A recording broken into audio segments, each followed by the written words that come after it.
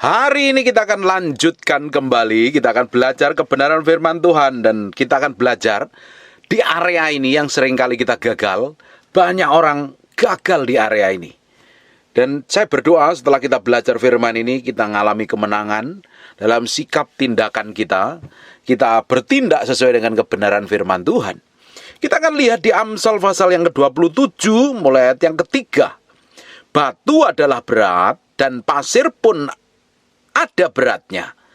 Tetapi lebih berat dari kedua-duanya adalah sakit hati terhadap orang bodoh. Kita sering tersinggung dan marah, bahkan kesel, jengkel, dan sakit hati dengan perkataan-perkataan orang yang belum bertobat. Kalau orang itu sudah bertobat, tentunya perkataannya adalah kebenaran firman Tuhan, perkataan yang membangun, perkataan yang mengubahkan, perkataan yang membangkitkan. Yang jadi masalahnya, kita seringkali dipertemukan dengan orang yang mulutnya jahat, ngomongnya kotor, ngomongnya nyakitin, jelekin, bencekno, ngeselin, ngerendahin. Bahkan orang itu lebih suka ngomong yang negatif daripada ngomong yang positif.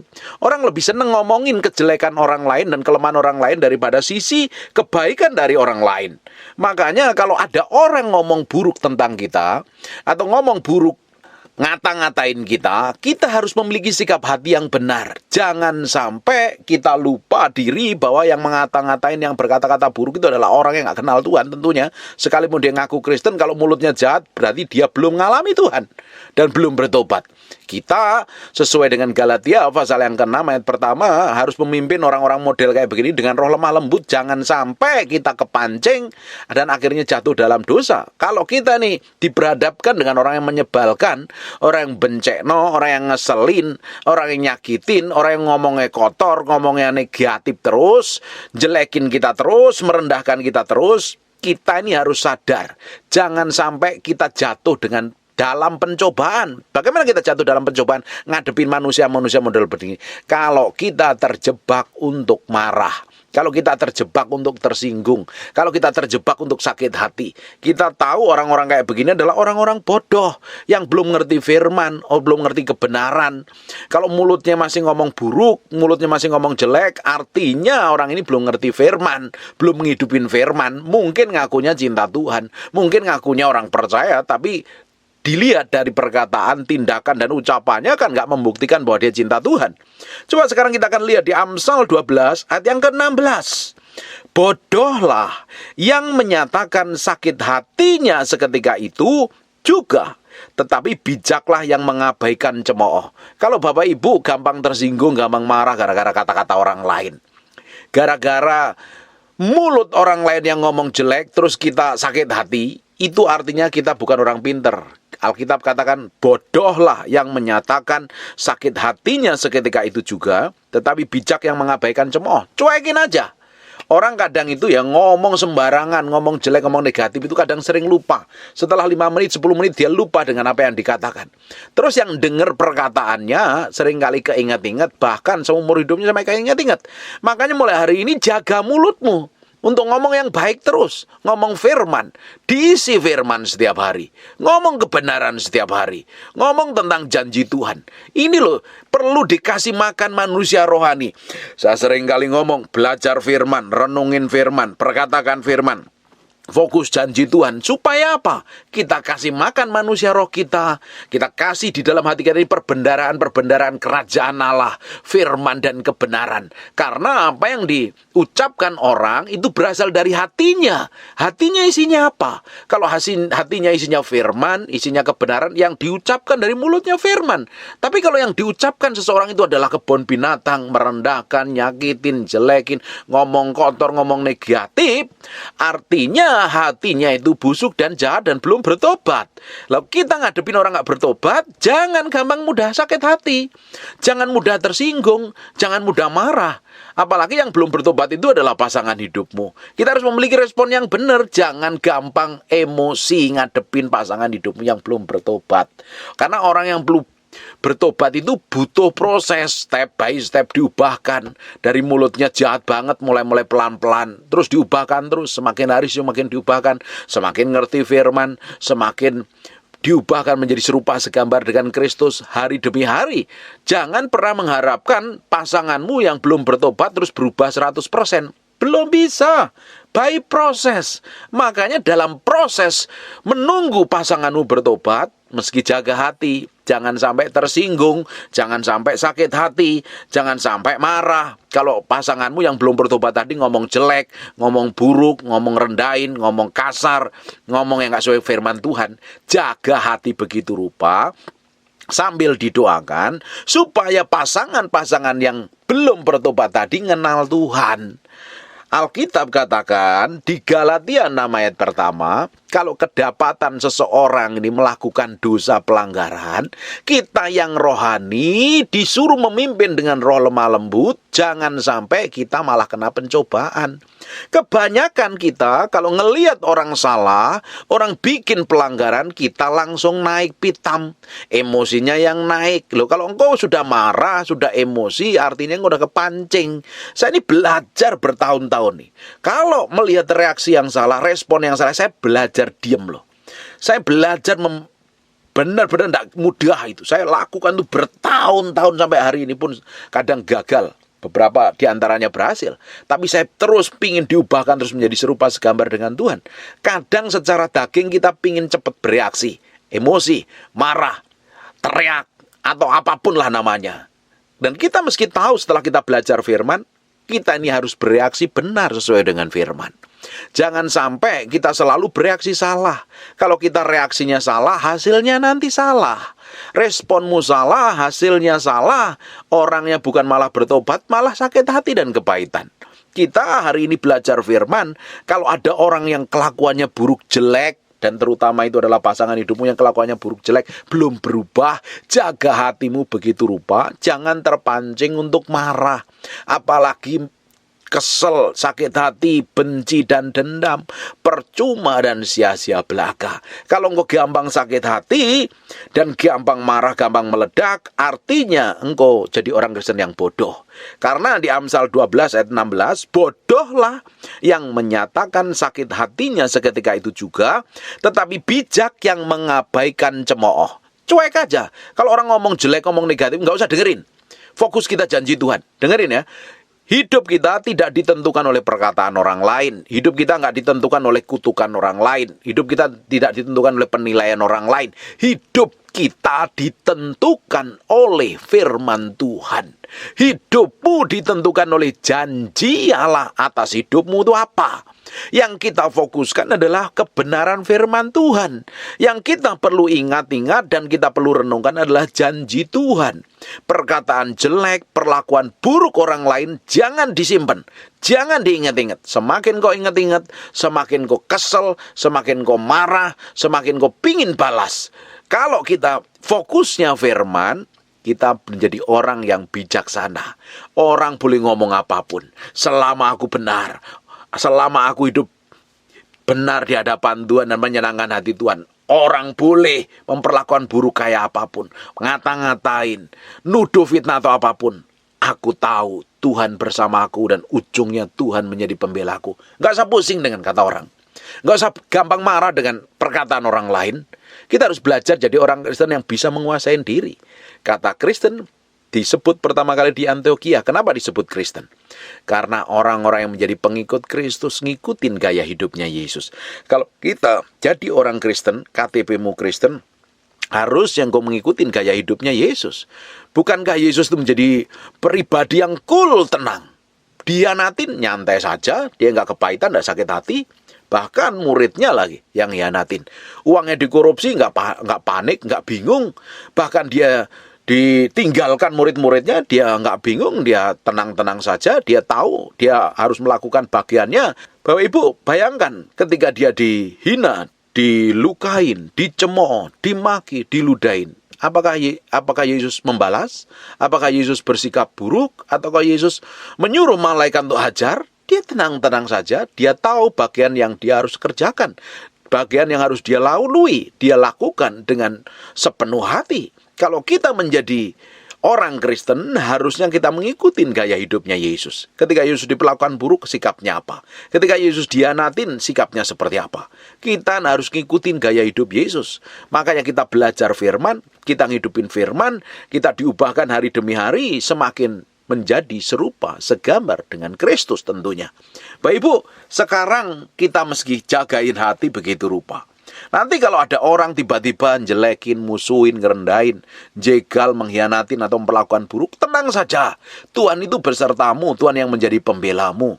Engkau jangan gampang panik, jangan gampang marah. Pertama-tama kalau engkau diperhadapkan dengan orang-orang yang kelakuannya buruk, tenang dulu. Minta hikmat, bertindak tepat. Jangan bertindak panik, stres, bingung, dan kacau. Beberapa hari yang lalu kita bahas, orang itu semakin kenal Tuhan, semakin ngalami Tuhan, dia semakin bisa mengendalikan diri, menguasai diri, situasi kondisi di lingkungannya tidak mempengaruhi hidupnya. Dia tahu ketika dia bersama Allah, ketika Roh Allah menyertainya, ketika Roh Allah tinggal di dalam dirinya, kondisi goncang, kondisi panik, kondisi kacau, kondisi ruwet, kondisi kekeringan, kondisi kekurangan pun dia tahu persis Tuhan menyertai, Tuhan yang menjagai, Tuhan yang melindungi. Enjoy jadi orang Kristen itu. Orang Kristen yang dewasa memiliki cara pandang seperti ini. Bukan gampang histeris, bukan gampang panikan, bukan gampang ngamuan, bukan gampang sakit hatian. Dia bertindak, belajar sesuai dengan ketepatan ilahi. Orang yang ngerti firman, orang yang dewasa di dalam firman, dia mau bertindak pun dihitung dengan baik, ditimbang dengan baik. Jangan sampai apa yang dikerjakan, apa yang diputuskan, apa yang dilakukan itu menyakiti hati Tuhan. Kita sebagai orang Kristen yang ngerti kebenaran, terutama yang Bapak Ibu yang dengerin apa yang saya sampaikan hari ini, apapun yang terjadi dalam hidupmu, keputusan apapun yang harus kau ambil, engkau harus timbang dengan baik. Engkau harus hitung dengan baik. Jangan sampai akhirnya di ujungnya engkau nyakitin hati Tuhan. Bukankah yang kita kejar di ujungnya adalah menyenangkan hati Tuhan? Makanya kita harus bisa menguasai diri, menempatkan hati ini loh sepenuhnya di hadapan Tuhan. Kita lanjutkan lagi. Di Amsal 14 ayat yang ke-29. Orang yang sabar, besar pengertiannya. Orang yang sabar itu bisa mengendalikan diri, bisa menguasai diri. Kenapa dia punya pengertian yang besar? Dia nimbang.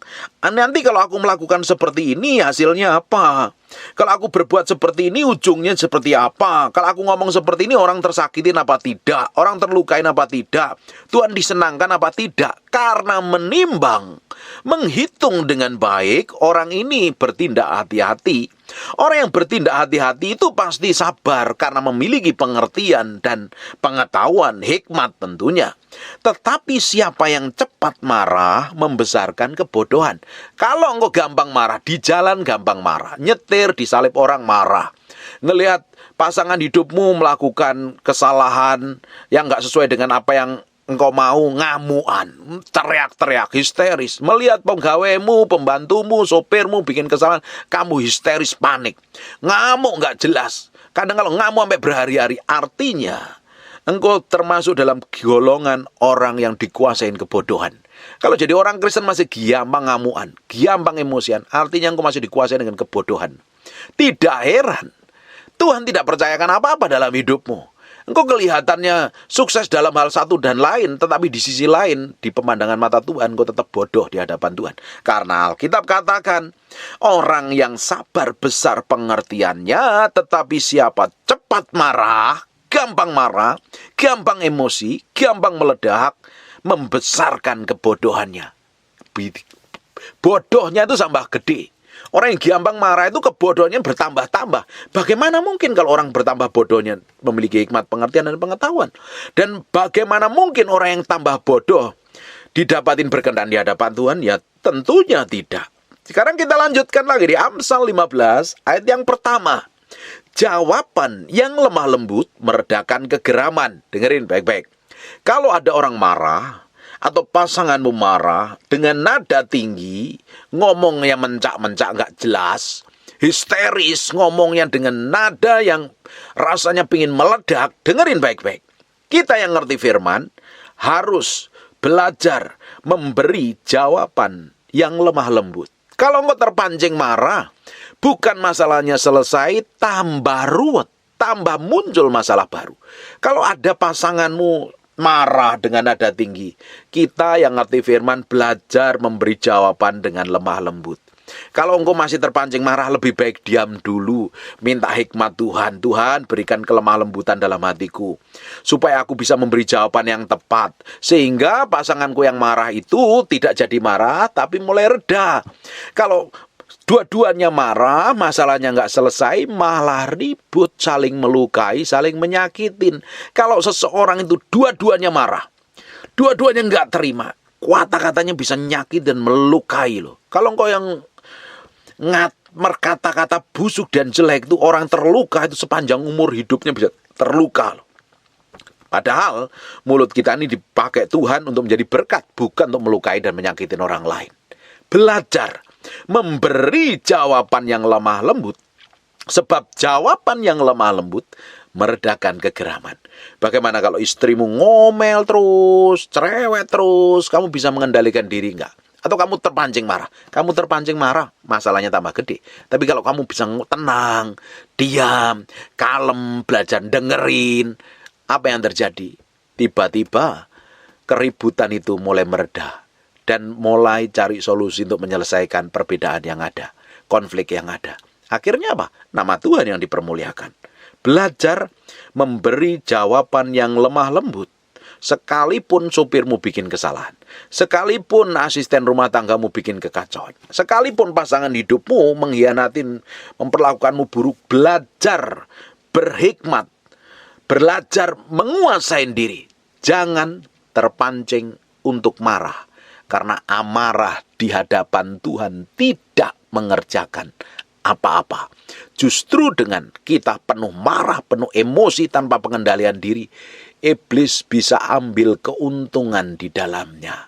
Kita yang rugi, setan yang seneng, iblis yang bahagia, kita kehilangan damai sejahtera. Ujungnya apa? Kita akhirnya nggak bisa berdoa. Banyak terluka, banyak ngelukain orang lain. Hari ini belajar menaklukkan diri ini sepenuhnya di hadapan Kristus. Jawaban yang lemah lembut meredakan kegeraman, tetapi perkataan yang pedas membangkitkan amarah. Ini hati-hati nih kalau ada orang marah itu. Jangan ditimpali dengan kata yang nada yang tinggi. Tenang aja, rileks aja, senyum aja. Semarah-marahnya orang, sejahat-jahatnya orang, masih tetap memiliki hati nurani dan sisi yang baik. Kalau orang itu marah kayak apapun, terus kita ini ngomongnya yang lembut dan kalem, bisa tenang, bisa halus banget, itu amarahnya bisa tetap ada, tapi pelan-pelan menurun, dan akhirnya bisa diajak ngomong baik-baik loh.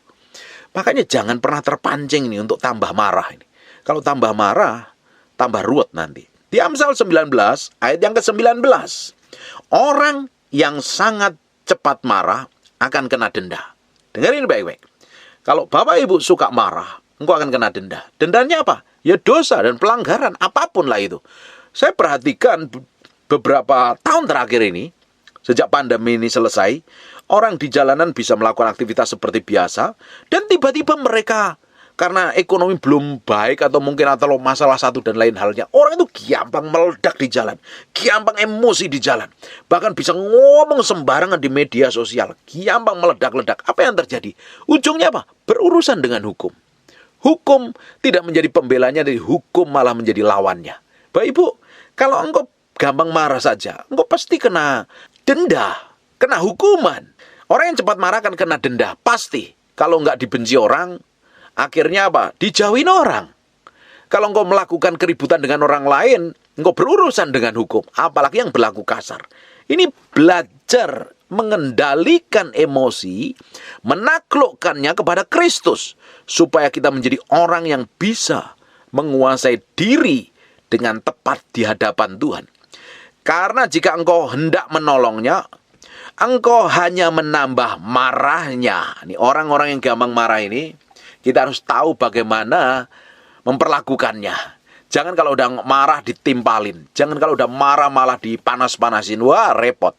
Kita belajar menjadi orang yang ngerti kebenaran, membimbing orang itu dengan roh lemah lembut. Dan dapat dipastikan hidup kita ini kalau ada penguasaan diri, kita akan menjadi berkat bagi banyak orang tentunya. Di Amsal 21 ayat yang ke-19. Lebih baik tinggal di padang gurun daripada tinggal dengan perempuan yang suka bertengkar dan pemarah. Ini kalau hubungan suami istri tidak ada pengertian, dan perempuannya ini bawelnya bukan main, selalu nuntut, selalu ribut, selalu minta lebih, selalu cemburuan. Apa yang terjadi? Mengerikan sekali loh. Daripada tinggal serumah dengan perempuan yang suka bertengkar, lebih baik tinggal di padang gurun. Bapak Ibu tahu padang gurun isinya apa? Ular dan kalajengking, isinya kaktus semua loh. Daripada tinggal di rumah gegeran dan berantem, lebih baik tinggal di padang gurun, kata kitab Amsal. Makanya para ibu-ibu belajar menguasai diri. Mulutmu dijaga. Belajar ngomong firman. Omong yang penting saja. Kalau nggak penting jangan diomongin. Boleh emosi dan marah tapi cepat dikuasain. Jangan amarah dan emosi yang mengendalikan. Ujungnya apa? Keluargamu, pasanganmu pasti kacau nanti. Makanya belajar ini perempuan. Alkitab ini ngomong perempuan nih. Bagi para lakimu, para laki-laki juga tahu diri. Harus bisa menempatkan diri. Suami harus bijaksana. Apalagi menjadi imam, raja, dan nabi bagi keluarga. Ya harus lebih dewasa harusnya. Lebih bisa menguasai diri. Lebih bisa menempatkan diri di hadapan Tuhan. Jangan semena-mena. Jangan malah emosian. Dengerin baik-baik. Manusia itu ada 4 karakter yang berbeda-beda. Koleris, melankolik, flekmatik, dan lain sebagainya. Itu karakter manusia. Itu karakter manusia harus diubahkan menjadi karakter Kristus loh. Kita memang punya latar belakang kehidupan yang berbeda-beda. Kita punya pendidikan yang berbeda-beda. Dan itu mempengaruhi cara kita bersikap, cara kita ngomong, cara kita bertindak, dan lain sebagainya. Tapi setelah kita kenal Tuhan, kita harus beranjak nih, diubahkan. Terus semakin hari semakin menjadi serupa dengan Kristus.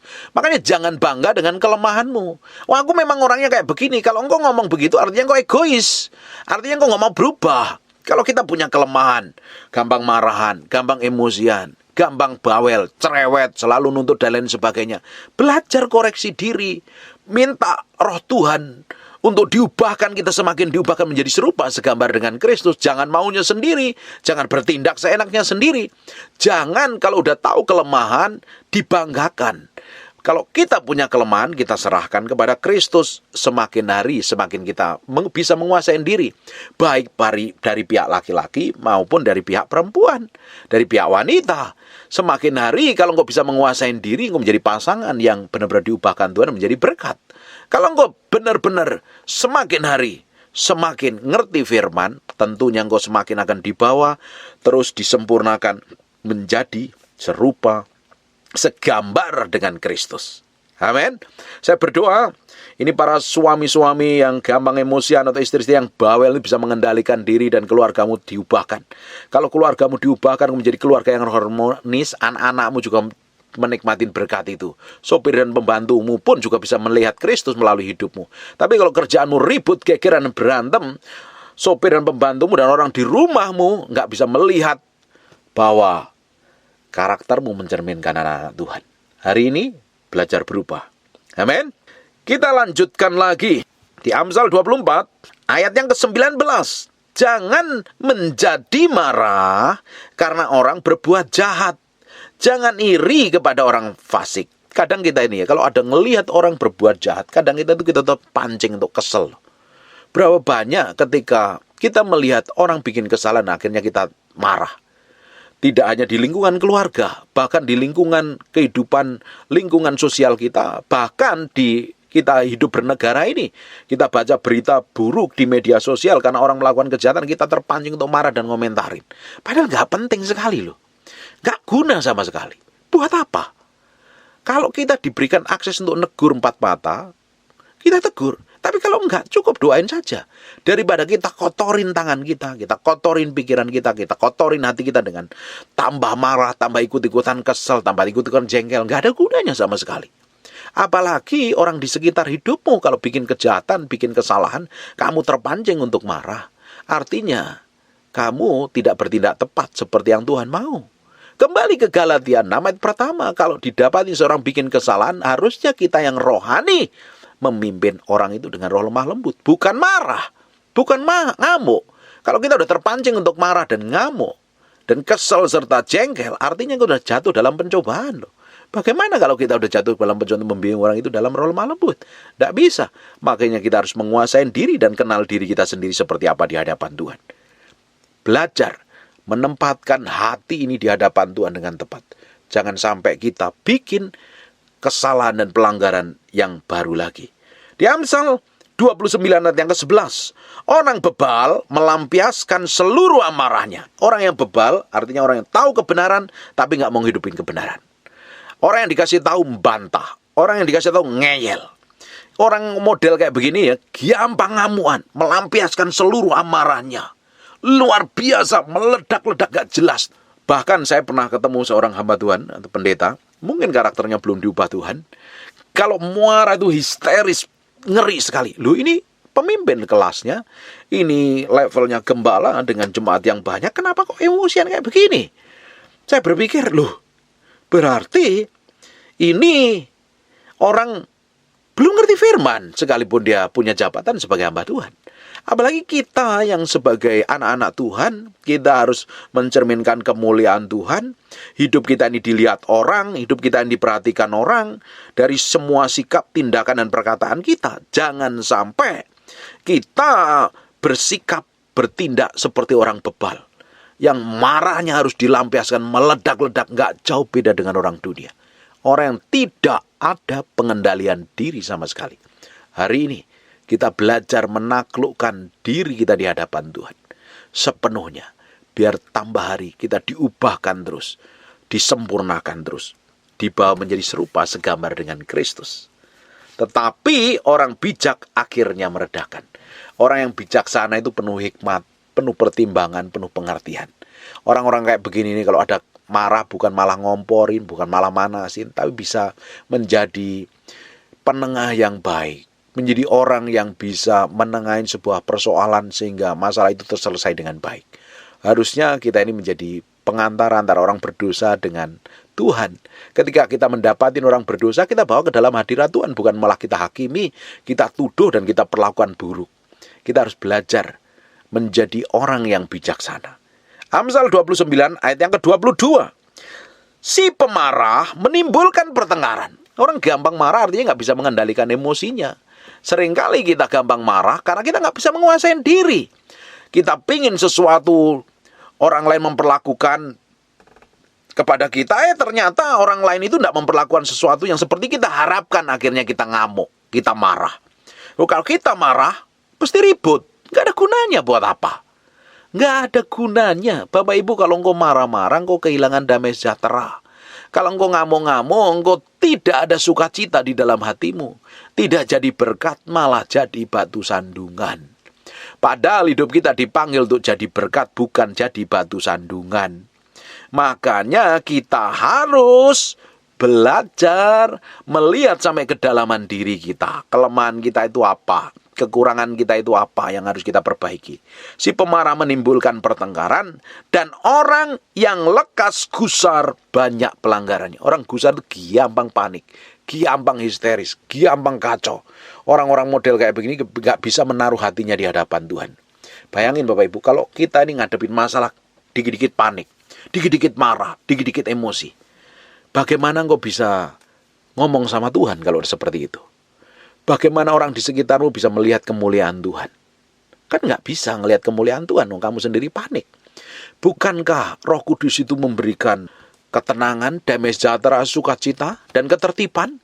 Tapi kalau engkau gampang panik, histeris, jerat-jerit kayak orang nggak kenal Tuhan, orang dunia ngelihatnya apa ini? Ini orang kerasukan setan atau apa? Kok ngakunya anak Tuhan, kok histeris kayak begini? Kita harus bisa mengendalikan diri. Kita harus bisa menguasai diri.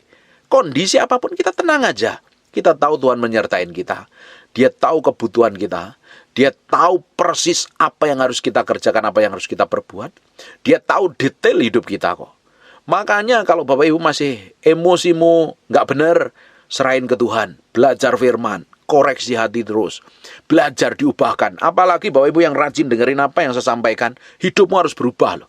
Kok dengerin khotbah saya keras kayak begini, terus kamu nggak berubah, buat apa dengerin khotbah nggak berubah? Mau nyenengin telingamu? Berubah harus menjadi serupa segambar dengan Tuhan. Kalau engkau berubah, Tuhan akan beracara dalam hidupmu secara ajaib dan dahsyat. Yang tidak pernah kamu pikirkan, yang pernah timbul dalam hatimu, Tuhan sediakan sesuatu yang ilahi, yang gede loh. Bapak Ibu, setiap komitmen kita dengar firman, kita mau lakukan itu, Tuhan kasih upahnya. Suatu hari kita akan berjumpa dengan Tuhan, kita akan ternganga, terheran-heran, melihat segala sesuatu yang kita kerjakan selama tinggal di bumi ini. Bapak Ibu, kalau engkau nggak bisa mengendalikan diri, engkau nggak bisa menguasai diri, engkau belum mencerminkan karakter Kristus dalam hidupmu. Jadi Kristen bukan hanya sekedar gereja dibaptis dan rajin ikut sel group atau CG, tetapi menghidupin firman setiap hari. Praktek hidup firman setiap hari. Orang di luar sana melihat kita ini hidupin firman apa tidak. Prakteknya kita ini mencerminkan kemuliaan Tuhan apa tidak. Saya berdoa hari ini apa yang saya sampaikan ini bisa membuatmu bisa menjadi orang yang bisa mengendalikan diri. Bisa menaklukkan diri sepenuhnya di hadapan Tuhan dan tenang ngadapin segala sesuatu. Nggak panik, nggak stres, nggak bingung. Enjoy, relax. Dan jadi orang yang cool, bisa menguasai diri. Dan saya berdoa, firman ini nempel dalam batinmu, dan engkau memiliki respon yang benar di hadapan Tuhan. Jadi orang yang penuh hikmat, pengertian, dan pengendalian diri. Amin. Tutup matamu, tutup Alkitabmu, kita berdoa. Bapak, terima kasih buat firman-Mu, kami kembalikan untuk hormat kemuliaan bagi Raja di atas segala Raja. Kami materaikan firman ini dengan darah anak domba, nempel dalam hati kami, menguasai kami, berhari-hari, berminggu-minggu firman ini jadi kehidupan, dan kami diubahkan menjadi serupa segambar dengan Tuhan. Hamba-Mu berdoa untuk orang-orang yang sedang struggle, bergumul, Tuhan bikin breakthrough dan terobosan. Untuk orang-orang yang rajin mendengar firman yang mau sampaikan, Tuhan berkati, Tuhan ubahkan hidupnya, Tuhan bawa naik terus menjadi kepala dan bukan menjadi ekor. Hamba-Mu berdoa untuk orang yang sakit dan mengalami kelemahan tubuh oleh bilur Yesus, oleh darah Yesus, mereka dijamah Tuhan dan diubahkan semakin menjadi serupa segambar dengan Kristus. Terima kasih Tuhan, bagimu pujian, hormat, pengagungan. Dalam nama Yesus kami berdoa dan mengucap syukur. Haleluya. Amin. And God bless you. Terima kasih Tuhan. Bagimu segala hormat, pujian, pengagungan. Terima kasih Tuhan. Buka matanya sebentar. Siapa yang ingin datang ibadah, ingin ngalami Tuhan, ingin ketemu Tuhan, HP-mu meski di silent dulu. Kita meski respect dan hormat akan hadirat Tuhan. Amin. Dari kerinduan Bapak Ibu, rasa haus dan laparmu ingin ketemu Tuhan, bukan hanya sekedar datang ibadah, tapi engkau ingin ketemu Tuhan. Nah, Tuhan akan manifestasikan kuasanya. Amin. Tutup matamu. I just want to praise you.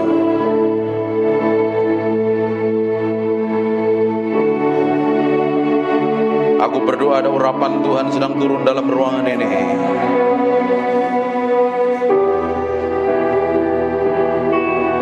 Jamah setiap orang yang haus dan lapar akan Tuhan. Angkat tanganmu dua-dua.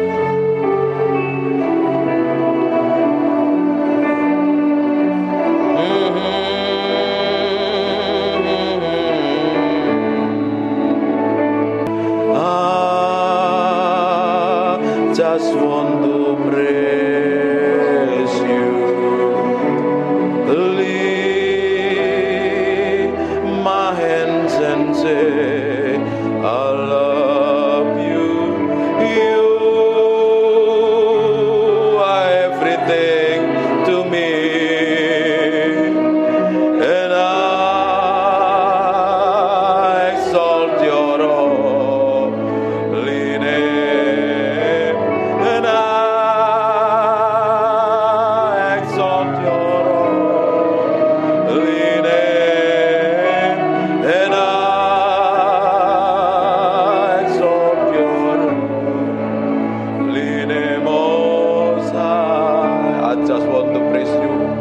I just want to praise you. I just want to praise you.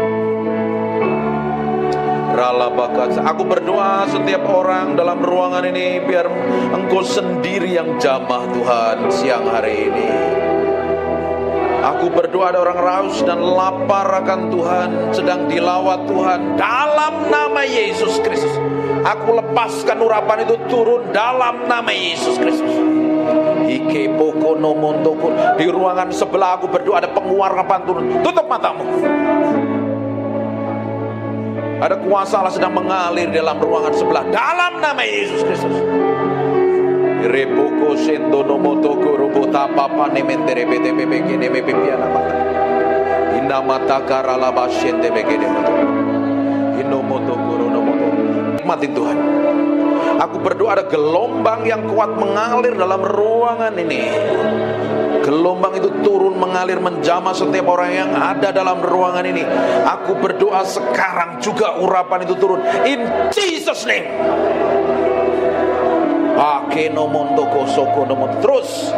Terus pengurapan itu semakin kuat, jamah dan urapi, bahwa mereka mengalami pengalaman pribadimu dengan ajaib dan dahsyat. Nikmatin Tuhan. Nikmatin Tuhan. Fokus sama Tuhan. Alami Tuhan siang hari ini. Alami Tuhan. Alami Tuhan. Alami Tuhan. Ada beberapa orang sedang dijamah. Aku berdoa. Ada seseorang yang sedang dipenuhi dengan urapan, mengalir dari ujung rambut sampai telapak kaki. Ada sesuatu yang bergerak semakin kuat. Aku berdoa pengurapan itu semakin meluap. Penuhi mereka dalam ruangan ini dengan hadirat-Mu. Agar ada orang-orang yang sudah lama tidak ikut Tuhan, sudah jauh dengan Tuhan, hari ini sedang Tuhan sedang menjamah-Mu. Maka rabasekene mende bikene mende imende bikene mende pipi namata. Sembah Dia. Mulai sembah Dia. Semakin kuat. Makirobotokon.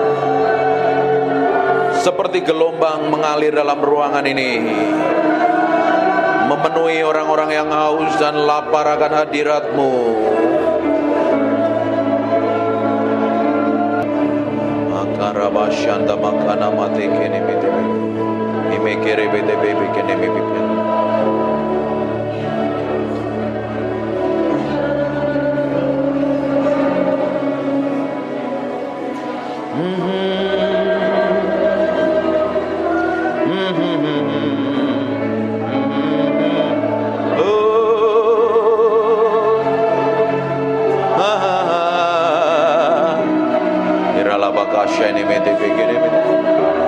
Ini bagian-Mu Tuhan, Engkau sedang menjamah umat-Mu. Buat sesuatu yang spesial pagi hari ini.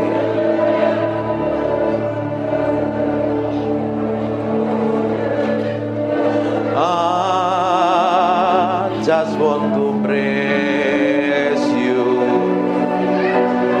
Lift my hand. I love You. You are everything to me, and I exalt Your holy name, and I exalt Your holy name, and I exalt Your holy name, Most High. Terima kasih Tuhan. Biar pengurapan-Mu tetap hadir dalam ruangan ini. Kami hormati Engkau, kami hargai Engkau. Engkau yang layak dipuji dan disanjung. Biar pengurapan-Mu, roh hikmat, wahyu dan pengertian tetap tinggal di antara kami. Dalam nama Yesus. Haleluya. Amin. Silakan duduk kembali. Breathe upon me. Come breathe upon me, breath of God. Matiin handphone. Breathe upon me, Spirit of the Lord, as I lift my hand in surrender to your name, Most High. I'm yielding to your Spirit, walking in your love. Jesus, I adore. Jesus, I adore. Ada anak kecil bisa di kamar sebelah, ruangan sebelah. Jesus, I adore your holy name.